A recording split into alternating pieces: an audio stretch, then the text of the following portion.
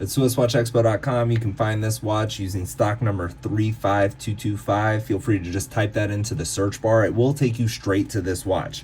Now, this is a TAG Heuer Carrera, so you are going to find that this is a 43 millimeter size piece. Now, of course, you'll probably notice that it's got a black bracelet, black case, black pushers, black bezel. All of that is going to actually be made out of ceramic on this piece. Now, if you look closely, or you may not even have to look that closely to notice that this does have a skeletonized dial where you're able to see pieces of parts of the movement just looking straight through the crystal. Now, one of my favorite features on a lot of these watches is going to be the exhibition caseback, where you can see inside the movement from the backside as well.